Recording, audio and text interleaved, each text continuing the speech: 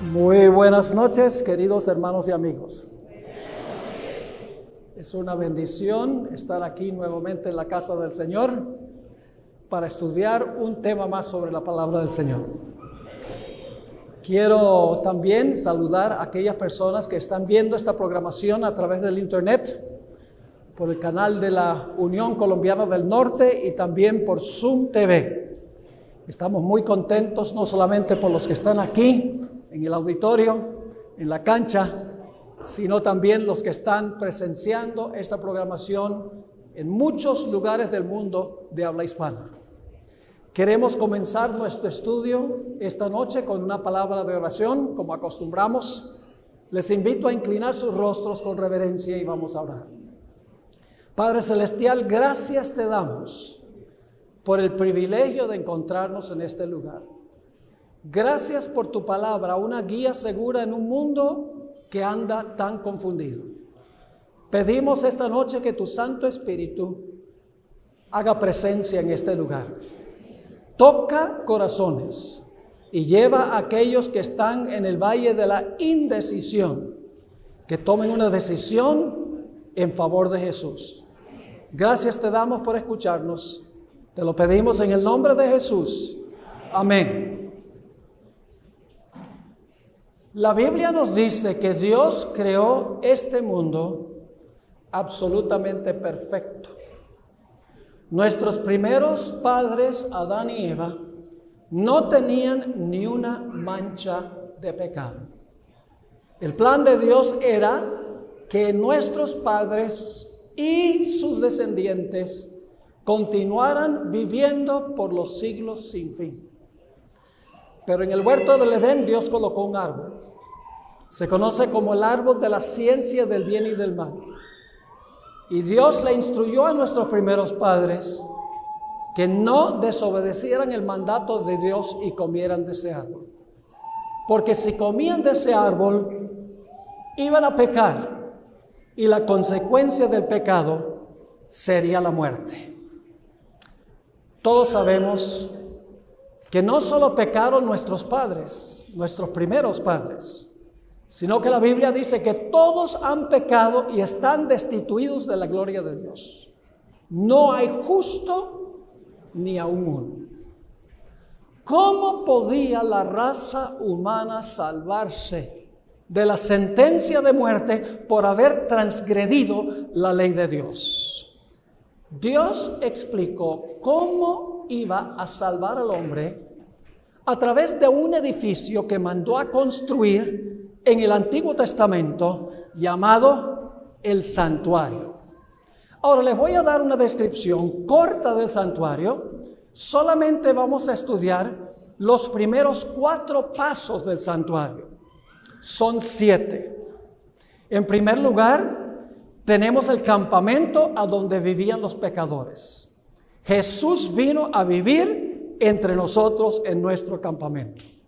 Luego tenemos un patio o un atrio. En el atrio había un altar donde se sacrificaban los animales. Ese altar representa la muerte de Cristo Jesús.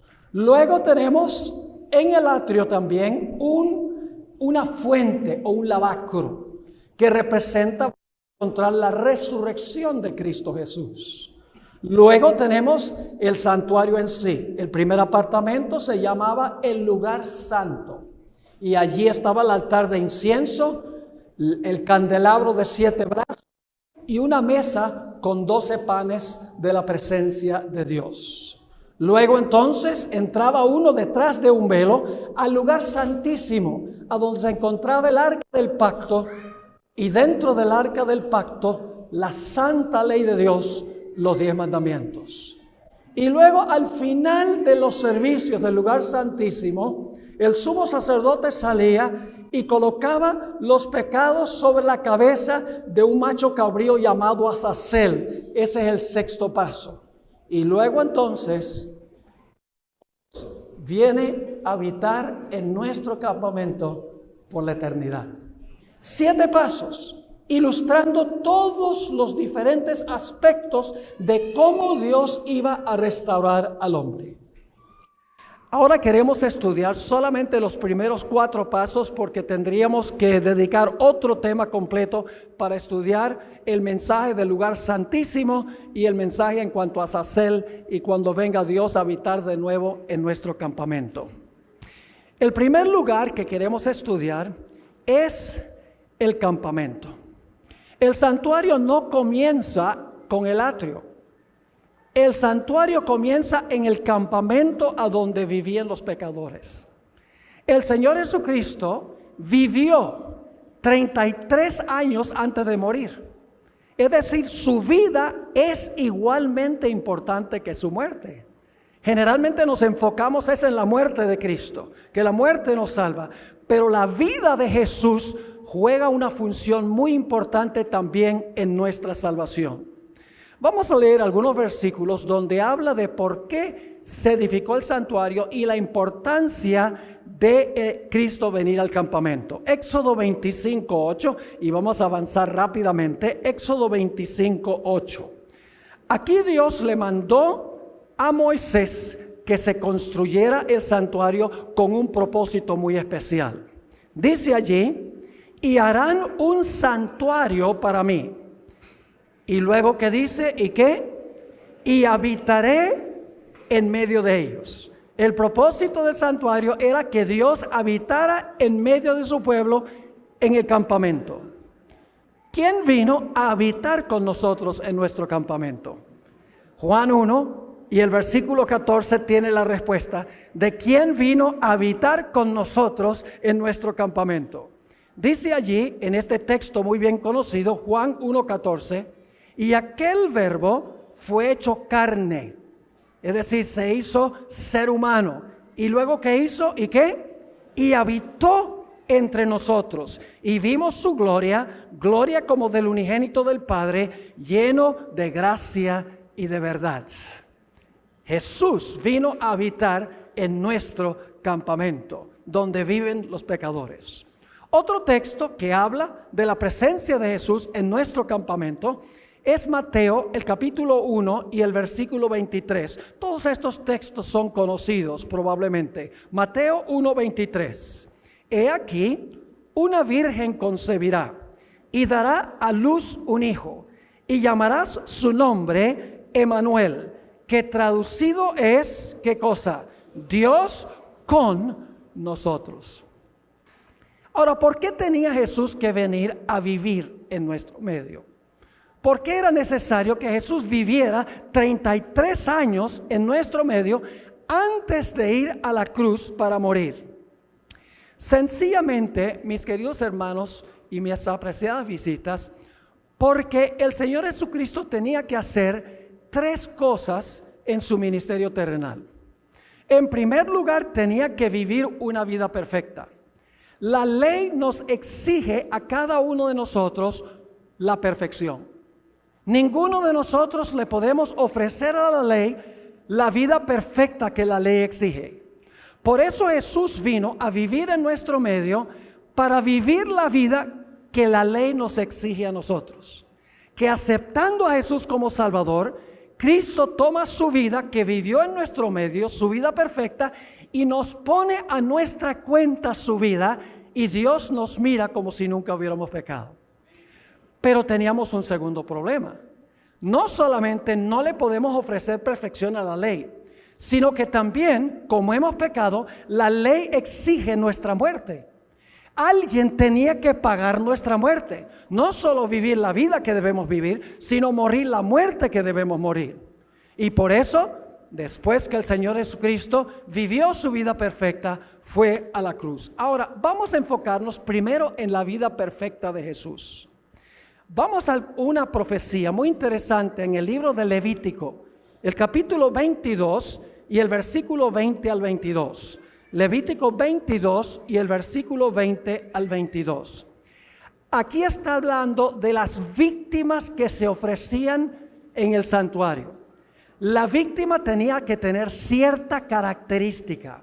Dice allí en Levítico 22, 20, ninguna cosa en que haya defecto ofreceréis, porque no será acepto por vosotros.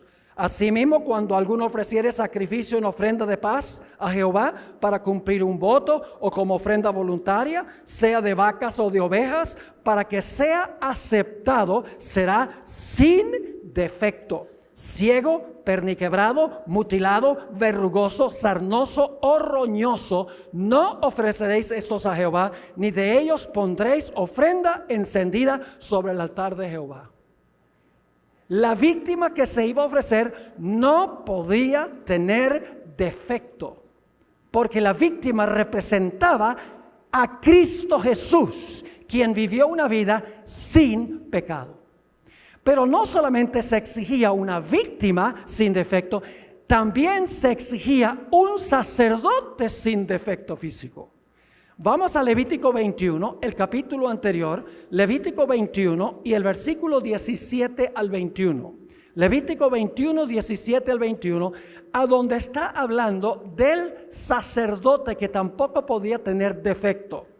Y no estamos hablando de defecto moral, estamos hablando de defecto físico, que en realidad representa la perfección moral de Jesús. Dice allí en el versículo 17, habla a Aarón y dile: ninguno de tus descendientes por sus generaciones que tenga algún defecto se acercará para ofrecer el pan de su Dios, porque ningún varón en el cual haya defecto se acercará. Varón ciego o cojo o mutilado o sobrado, o varón que tenga quebradura de pie o rotura de mano, o jorobado o enano, o que tenga nube en el ojo, o que tenga sarna o empeine o testículo magullado. Ningún varón de la descendencia del sacerdote Aarón en el cual haya defecto se acercará para ofrecer las ofrendas encendidas para Jehová. Hay defecto en él, no se acercará a ofrecer el pan de su Dios. La víctima no podía tener defecto y el sacerdote que ofrecía a la víctima tampoco podía tener defecto. Notemos también otro texto a donde se juntan las ideas del cordero sin defecto que luego se sacrificaba. Éxodo 12, 5 y 6 está hablando del cordero pascual.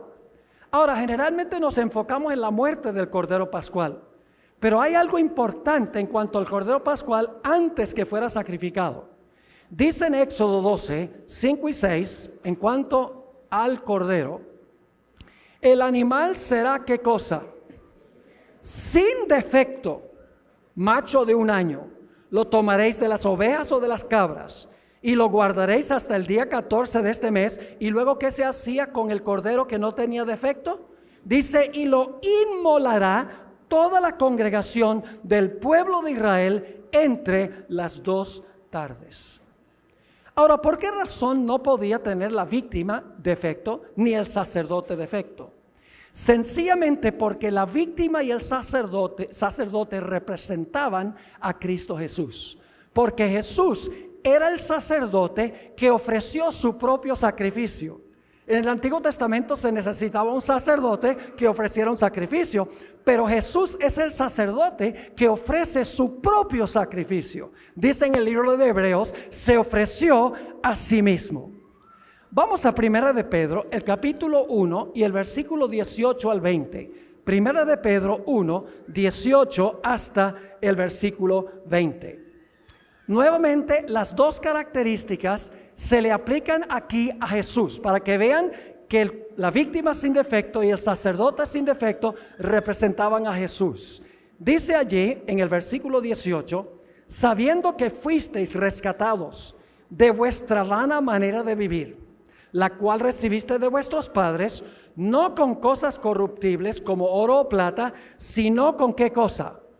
Esa es la muerte de Cristo. Con la sangre preciosa de Cristo, como de un ¿qué? Cordero sin mancha y sin contaminación, ya destinado desde antes de la fundación del mundo, pero manifestado en los postreros tiempos por amor de vosotros. ¿Qué representaba la víctima sin defecto y el sacerdote sin defecto? Representaba a Cristo Jesús. Escuchen bien. El cordero sin defecto representaba la vida perfecta de Cristo. La muerte del Cordero representaba la muerte de Cristo. Ahora, quiero que notemos lo que dice la Biblia en cuanto a la vida perfecta de Jesús, el aspecto de que el Cordero no tuvo defecto. Hebreos 4 y el versículo 14 y 15, Hebreos 4 y el versículo 14 y 15 nos explica qué vida vivió Jesús. Dice en este texto muy bien conocido: por tanto, teniendo un gran sumo sacerdote que traspasó los cielos, Jesús el Hijo de Dios, retengamos nuestra profesión, porque no tenemos un sumo sacerdote que no pueda compadecerse de nuestras debilidades, sino uno que fue tentado, ¿en cuánto? Tentado en todo según nuestra semejanza, pero sin pecado. Por eso es el Cordero sin mancha. Por eso es el sacerdote sin mancha. Noten Hebreos 7 y el versículo 25. Hebreos 7 y el versículo 25. Aquí se habla del sacerdote que no podía tener defecto y representa a Cristo Jesús. Dice en Hebreos 7, 25: porque tal sumo sacerdote nos convenía, santo, inocente, sin mancha, apartado de los pecadores y hecho más sublime que los cielos. Así que Jesús vivió en nuestro medio 33 años. Vivió en perfecta armonía con la ley. Nunca cometió un solo pecado. Tejió un manto de perfecta justicia para ofrecerle a cada ser humano en el mundo. Jesús vivió la vida que nosotros debemos vivir y nos ofrece a nosotros esa vida. Y cuando la recibimos, somos aceptos ante el Padre en el amado, porque el Padre acepta la vida justa de Jesús en vez de nuestra vida injusta. Su vida fue supremamente importante. Ahora hablemos en cuanto al segundo aspecto del santuario, en el atrio, el altar del sacrificio. Como les mencioné, nosotros tenemos dos problemas. En primer lugar, no tenemos una vida perfecta para ofrecerle a la ley. Y por eso la ley dice: como tú no me ofreces una vida perfecta sin pecado, tú tienes que morir. Ahora, Dios tenía que conseguir una forma en que podía salvarnos sin que nosotros tuviéramos que morir. Y por eso, después que Jesús vivió su vida perfecta, todos los pecados de toda la raza humana, los que se han cometido, los que se están cometiendo y los que faltan por cometer, fueron colocados sobre Cristo Jesús, y Jesús sufrió la muerte y el castigo que nos corresponde a todos nosotros. Vamos a leer algunos versículos que nos dicen esto. Segunda de Corintios 5 y el versículo 21. Segunda de Corintios 5 y el versículo 21. Uno de mis versículos favoritos de la Biblia. Dice en cuanto a Jesús: al que no conoció pecado. ¿Quién fue ese? Esa es su vida perfecta, ¿verdad? Al que no conoció pecado. Ahora escuchen: por nosotros, ¿qué pasó? Lo hizo pecado. Es decir, los pecados nuestros fueron colocados sobre él. ¿Con qué propósito? Porque, como dice aquí, el que no conoció pecado, todos los pecados son colocados sobre él. La última parte del versículo dice: para que nosotros fuésemos hechos justicia de Dios en él, para que nosotros pudiésemos ser reconocidos como justos por la vida perfecta y la muerte de Cristo Jesús. Noten Gálatas 3 y el versículo 13, la misma lección. ¿Cómo es que nos salva Jesús? ¿Cómo nos salva de la muerte?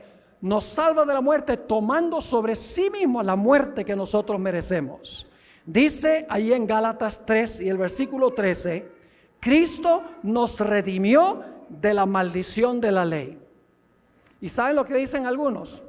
La ley es mala porque la ley nos maldice.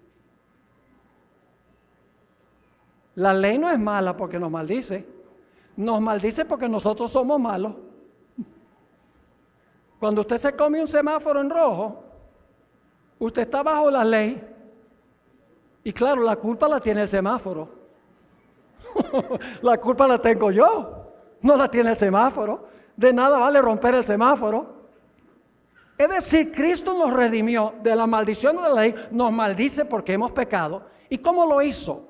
Hecho por nosotros, ¿qué cosa? Maldición. Él tomó sobre sí mismo la maldición que nos merecemos nosotros. Vivió la vida perfecta en nuestro lugar, murió en la cruz, la muerte que nosotros debemos morir. Y yo pregunto, ¿por cuántas personas hizo Jesús esto? Vamos a leer algunos versículos. Juan 3:16, el versículo más famoso de la Biblia. Y vamos a leer solo la primera mitad del versículo. Y después volvemos a la segunda mitad. ¿Lo pueden repetir conmigo? Porque de tal manera amó Dios al mundo, que ha dado a su Hijo unigénito. Paren.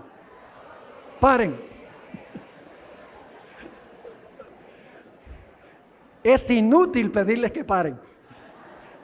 Pero solo vamos a mirar la primera parte. Porque de tal manera amó Dios al mundo, a todos, que ha dado a su Hijo unigénito. ¿Para cuántas personas dio Dios a Jesús? Para todos los seres humanos. Noten varios otros textos que nos dicen claramente esto. Hebreos 2 y el versículo 9. Hebreos 2 y el versículo 9 nos dice, pero vemos a aquel que fue hecho un poco menor que los ángeles, a Jesús, coronado de gloria y de honra, a causa del padecimiento de la muerte, para que por la gracia de Dios gustase la muerte por Medellín. También, para que gustase la muerte por ¿cuántos? Por todos. Noten 1 de Juan 2 y el versículo 1 y 2. 1 de San Juan, el capítulo 2 y el versículo 1 y el versículo 2. Este librito está hacia el final del Nuevo Testamento, cerca del libro de Apocalipsis. Aquí Juan le está escribiendo a personas que han aceptado a Jesús. Le está escribiendo a creyentes. Y fíjense lo que dice Juan aquí en estos dos versículos. Hijitos míos, estas cosas os escribo para que no pequéis. Y si alguno hubiere pecado, abogado tenemos para con el Padre, a Jesucristo el que. Ve que yo no me puedo presentar porque yo no soy justo, pero lo puedo contratar a Él porque Él sí es justo. Versículo 2. Y Él es la propiciación por nuestros pecados. Y no solamente por los nuestros, es decir, los de los creyentes, sino que también por los de todo el mundo. ¿Por cuántas personas vivió Jesús? Todos.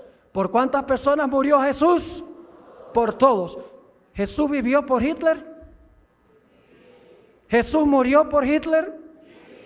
Hay personas que no nos caen muy bien, pero Cristo murió por todos. No importa cuán malos hayan sido. Notemos un texto más que nos dice que Cristo vivió y murió por todos. Isaías 53 y el versículo 5 y 6. Isaías 53, 5 y 6. Esa es una profecía mesiánica en cuanto a Cristo. Fue escrita más o menos unos 700 años antes de nacer Jesús.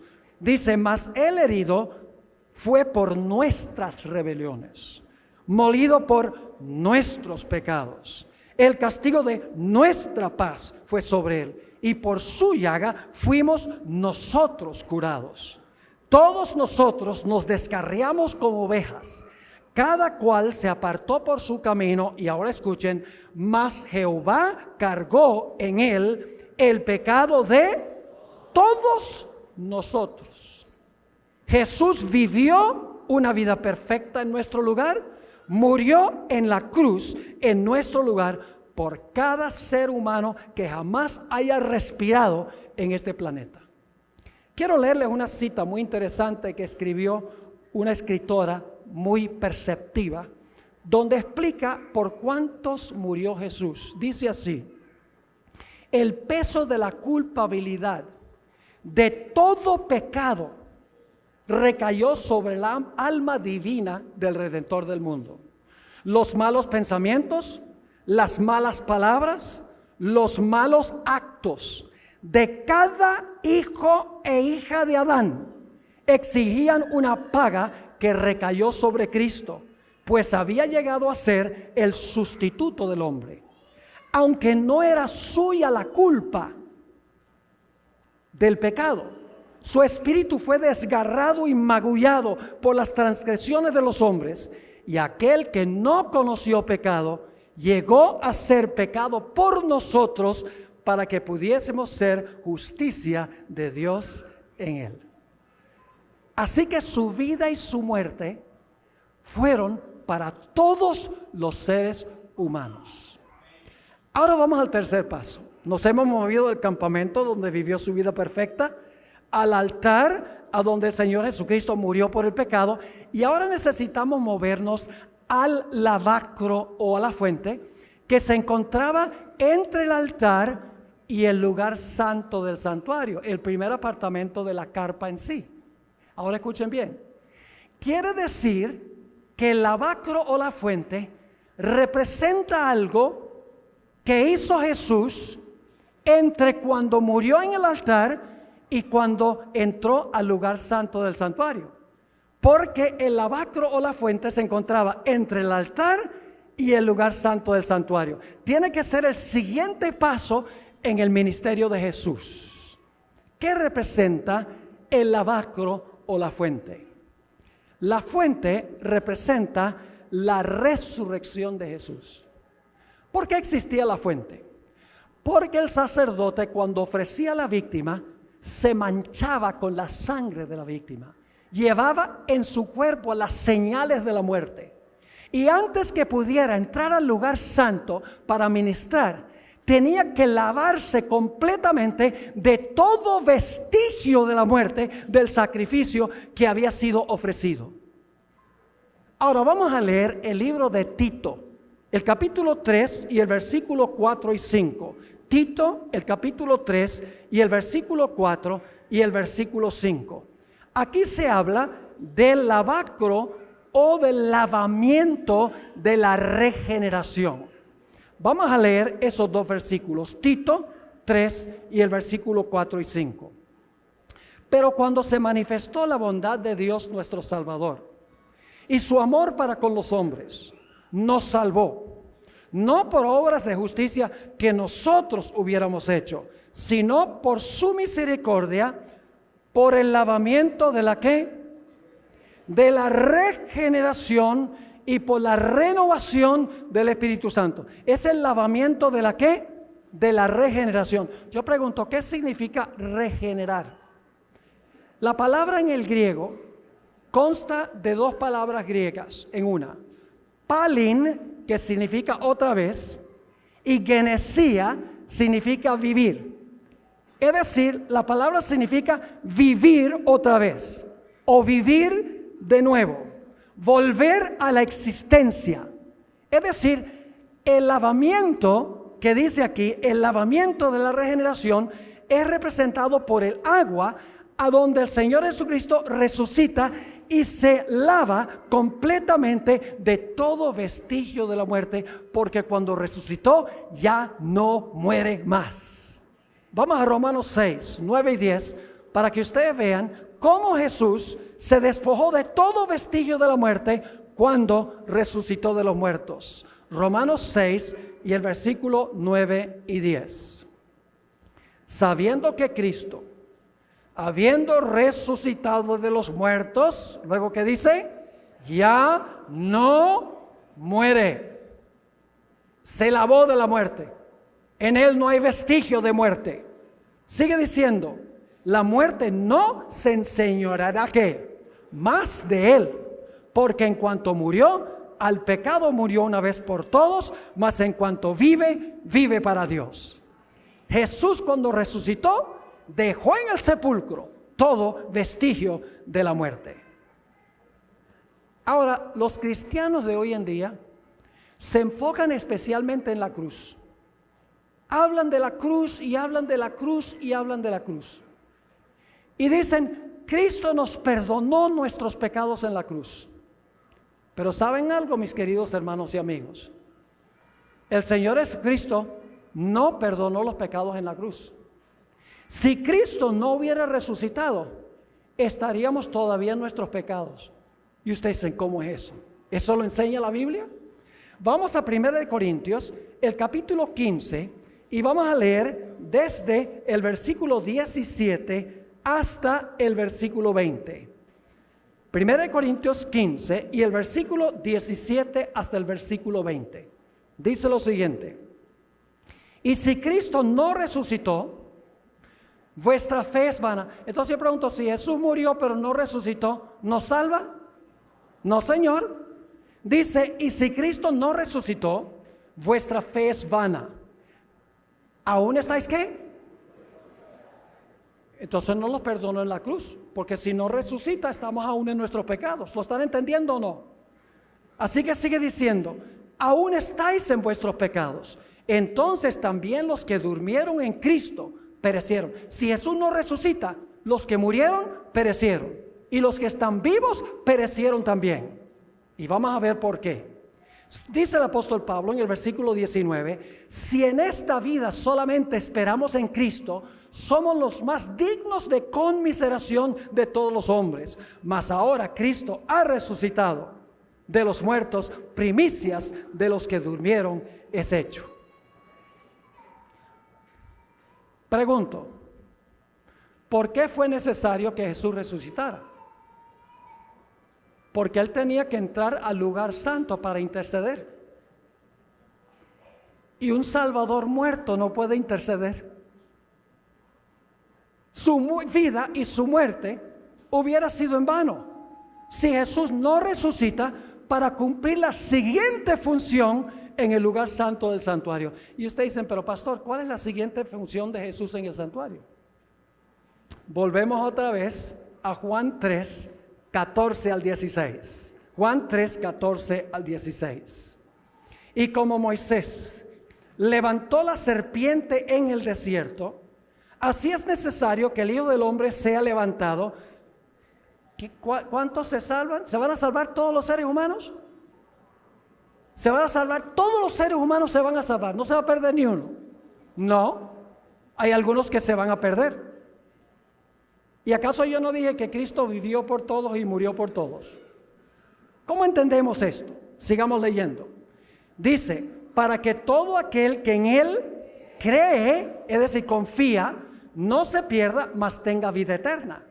Porque de tal manera amó Dios al mundo, lo hizo por todo el mundo, que ha dado a su Hijo unigénito para todo el mundo. Pero luego dice, para que todo aquel que en Él cree no se pierda, mas tenga vida eterna. Y cuando dice el que cree en Él, no es creer como el diablo, porque el diablo también cree que Cristo vivió y murió y tiembla, dice la Sagrada Escritura, pero lo sabe solamente en la cabeza. La palabra creer aquí significa confiar en Jesús como Salvador personal.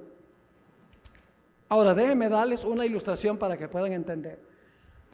Cuando el Señor Jesucristo vivió su vida perfecta y murió en la cruz del Calvario, Él compró para todos los seres humanos un regalo. El regalo de la salvación. Lo compró para todos los seres humanos. Yo pregunto, ¿cuánto paga el que recibe el regalo? Nada. ¿Quién es el que paga el regalo? El que lo compra. Jesús compró el regalo de la salvación por su vida y su muerte para todos los seres humanos. Pero yo les pregunto algo. ¿Una persona tiene la opción de aceptar o rechazar un regalo? Si lo rechaza, de nada le beneficia. Yo les cuento una historia de cuando yo estuve aquí en el colegio estudiando. Había un profesor que estaba enamorado de una gringa que vino a servir aquí un año en el colegio. Locamente enamorado de ella. Y le llevaba regalos y esta mujer lo que hacía era tirarle la puerta en la cara. No quería nada que ver con los regalos. Compró esos regalos, muchos de ellos, pero fueron rechazados. El Señor Jesucristo compró el regalo para todo ser humano, pero si nosotros no lo recibimos, de nada nos sirve. Y lo recibimos cuando creemos o confiamos en Jesús como nuestro Salvador personal. Déjenme darles otra ilustración para que puedan entender. Quiero que se imaginen el dueño de un banco. Este dueño de este banco es movido a misericordia, porque él dice: estos pobres seres humanos están tan endeudados, no pueden dormir, están angustiados, deben para el automóvil, deben la hipoteca, deben las tarjetas de crédito, deben tanto dinero, no pueden ni dormir, están tan angustiados. Y yo estoy completamente triste al verlos así. Así que yo voy a hacer algo. Este es un multicuatrillonario, tiene recursos sin límites. Y él dice: yo lo que voy a hacer es voy a depositar suficiente dinero en un banco para pagar todas las deudas de todos los seres humanos. La hipoteca, las tarjetas de crédito, los préstamos educativos, los almacenes por departamento, las cuotas de los automóviles. Hay suficiente capital en el banco para pagar todas las deudas de todos los seres humanos. ¿De qué valdría que él depositara el dinero en el banco si nadie lo sabe que está disponible? Así que él ahora usa todos los medios de comunicación, usa palabra de boca, televisión, radio, internet, teléfono, la prensa, Facebook, Twitter, WhatsApp, para anunciarle al mundo que hay un banco donde hay suficiente capital para pagar todas las deudas de todos los seres humanos. El capital está allí, pero hay una condición, y es que los deudores tienen que arrepentirse de haberse endeudado y tienen que confesar que hicieron mal en endeudarse, y tienen que venir al banco confiados de que cuando el individuo dice que hay suficiente capital, que si lo reclaman, él va a ponerles el capital a su cuenta. ¿Cuántas personas creen ustedes que aprovecharían esa oportunidad? Yo creo que había una cola que daría varias vueltas al mundo.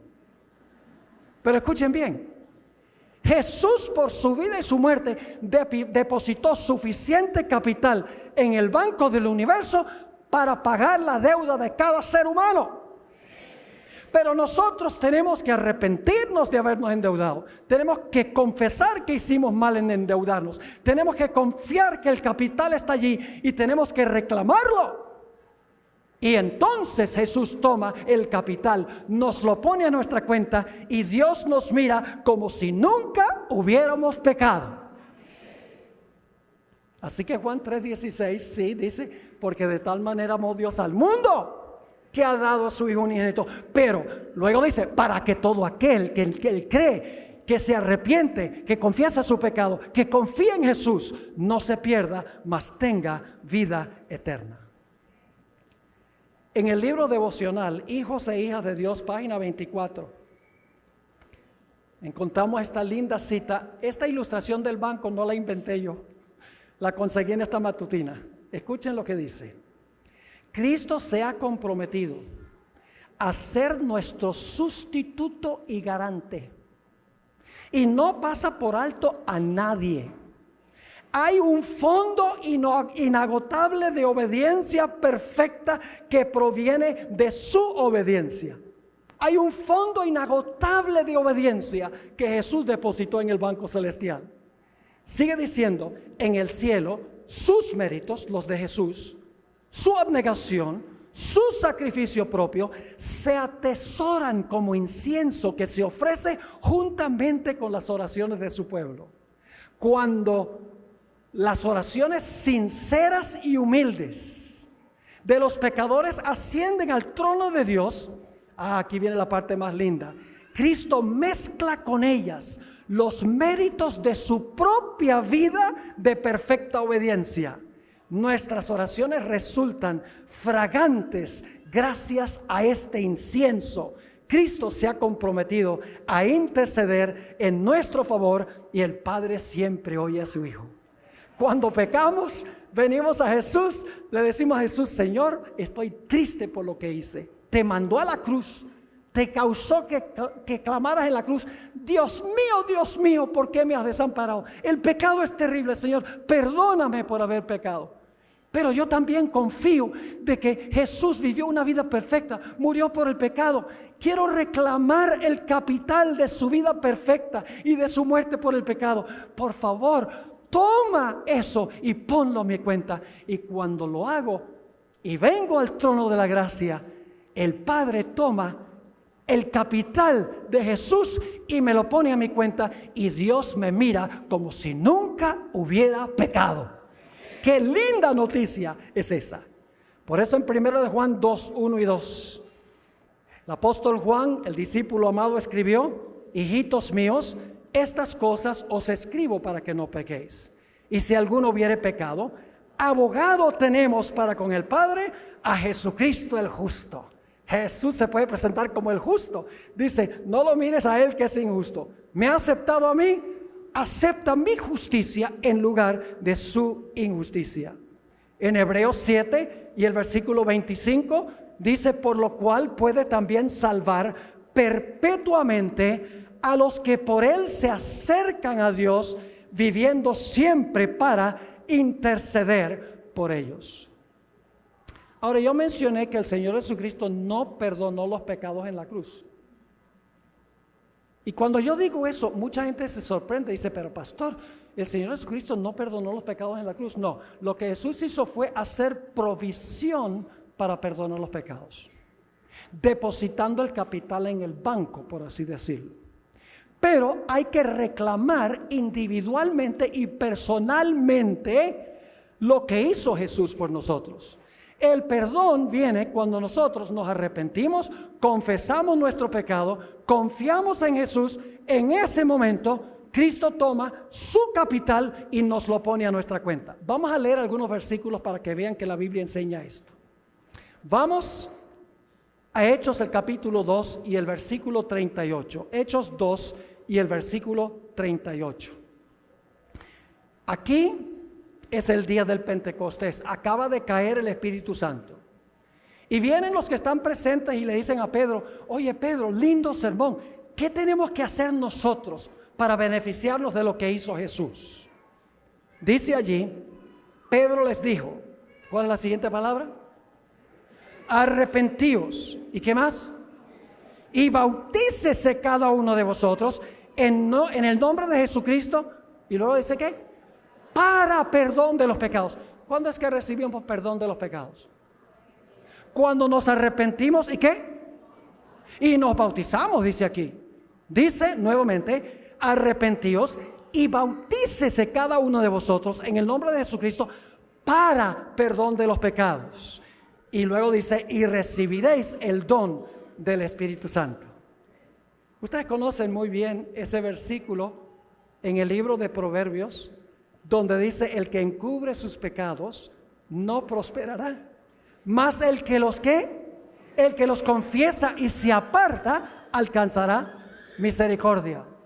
También conocen 1 de Juan, el capítulo 1 y el versículo 9. Fíjese, en el momento que recibimos el perdón, dice allí en 1 de Juan 1:9, si confesamos nuestros pecados, ¿qué pasa? Él es fiel y justo, ¿para qué? Para perdonar nuestros pecados y limpiarnos de toda maldad. ¿Cuándo es que somos limpios de nuestra maldad? ¿Cuándo es que nuestros pecados son perdonados?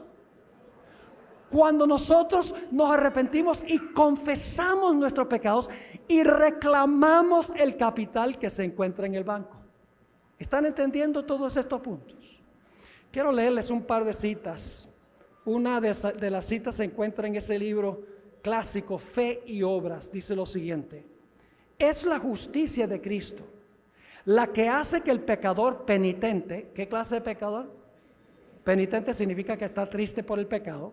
Es la justicia de Cristo lo que hace que el pecador penitente sea aceptable ante Dios y lo que obra su justificación. Ahora escuchen esta buena nueva. No importa cuán pecaminosa haya sido su vida, si cree en Jesús como su Salvador personal, está parado delante de Dios con las vestiduras inmaculadas de la justicia imputada de Cristo. ¡Qué tremenda cita!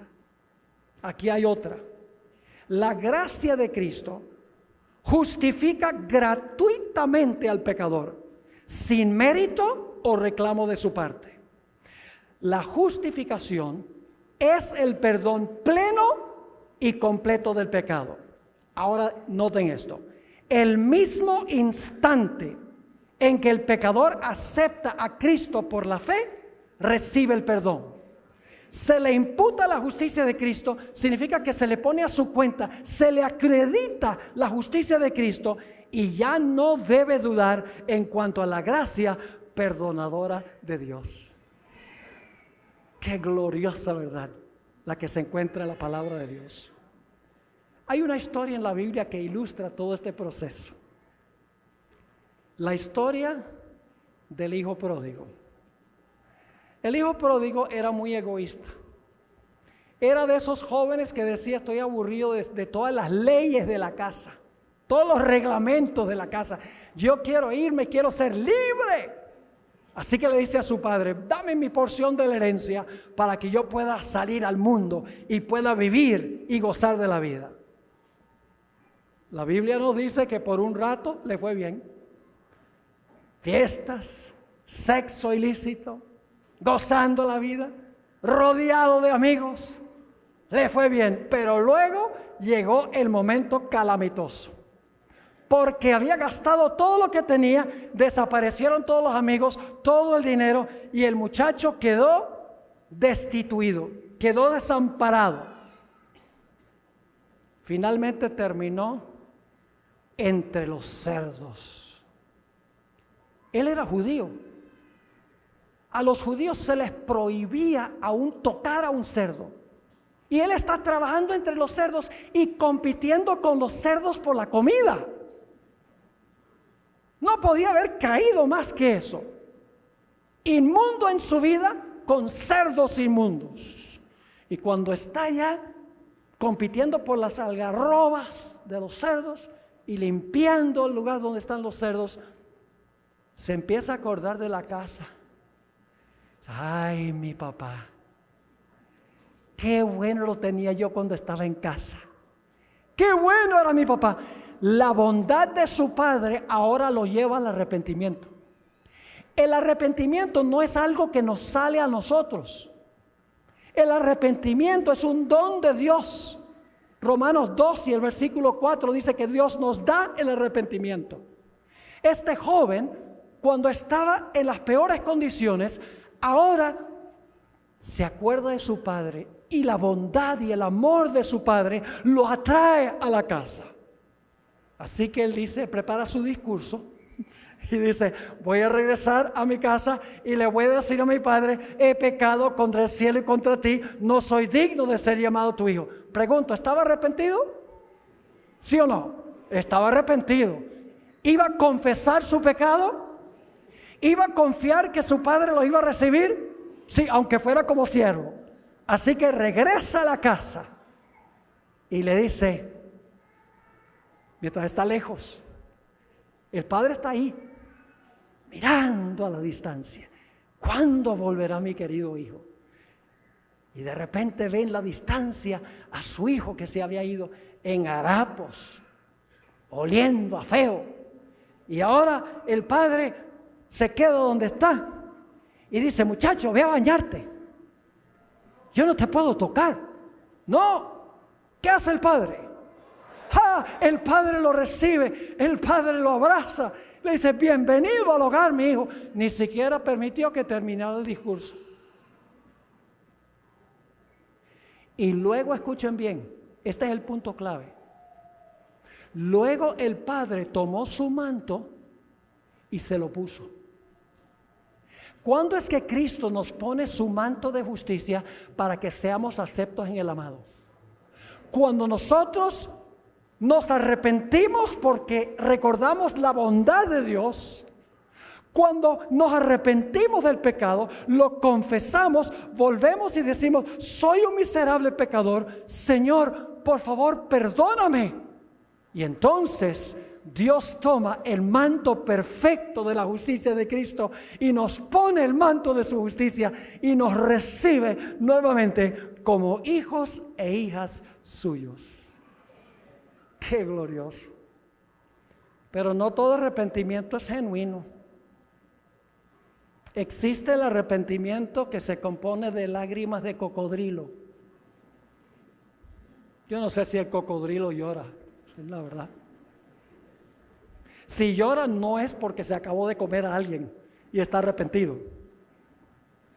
El verdadero arrepentimiento significa que estamos tristes por los pecados que cometemos, no porque nos vamos a perder, no porque no nos vamos a salvar.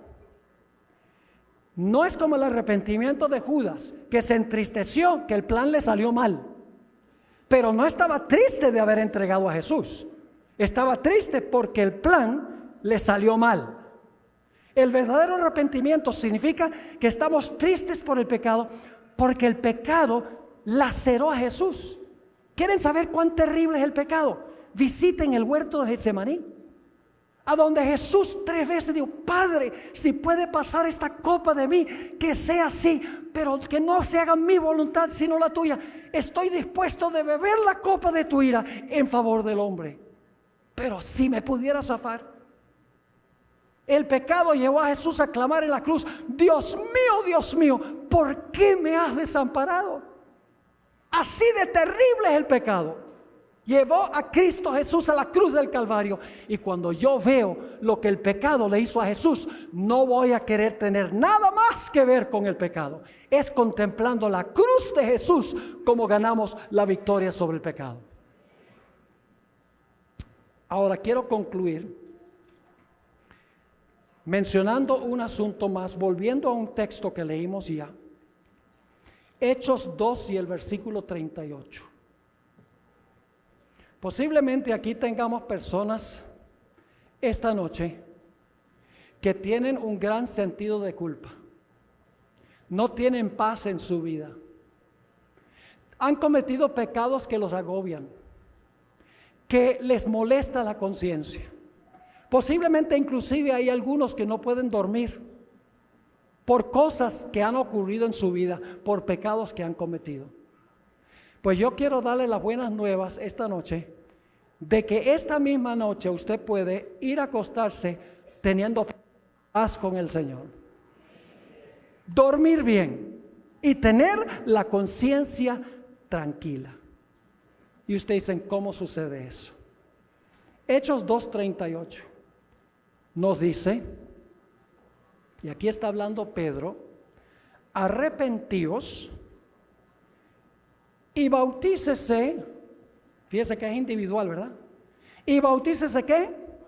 Cada uno de vosotros en el nombre de Jesucristo. ¿Con qué propósito?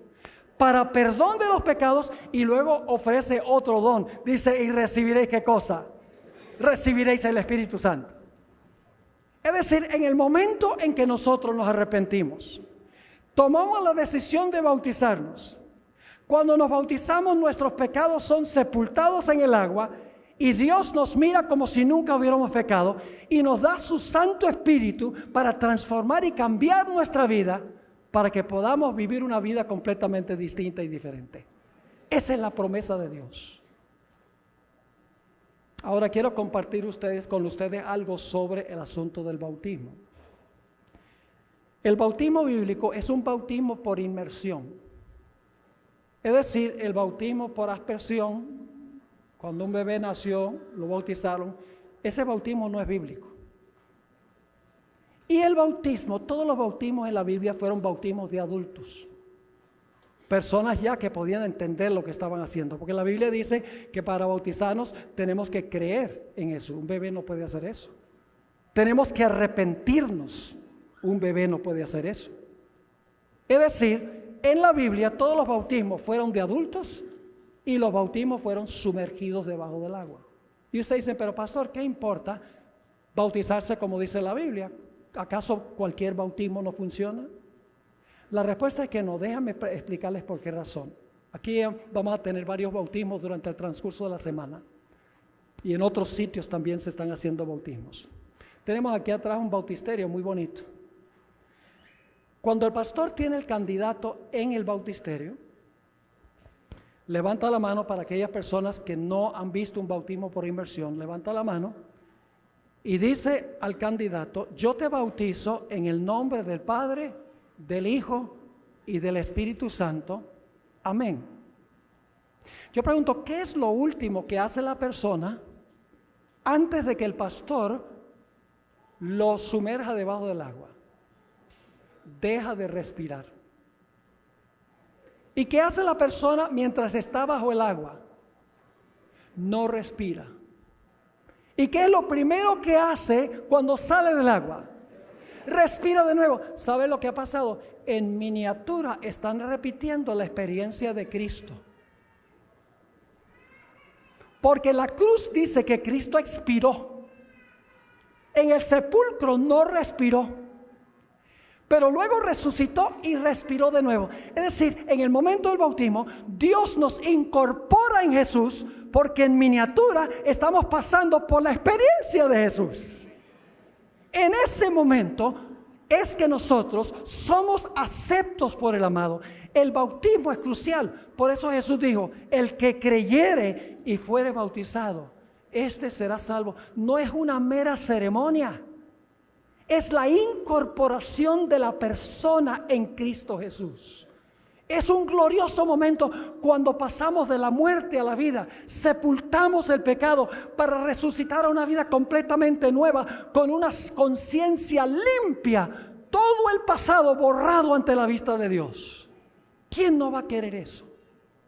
Se me ocurre preguntar en esta noche, yo sé que hay muchos que han estado preparando para este glorioso momento.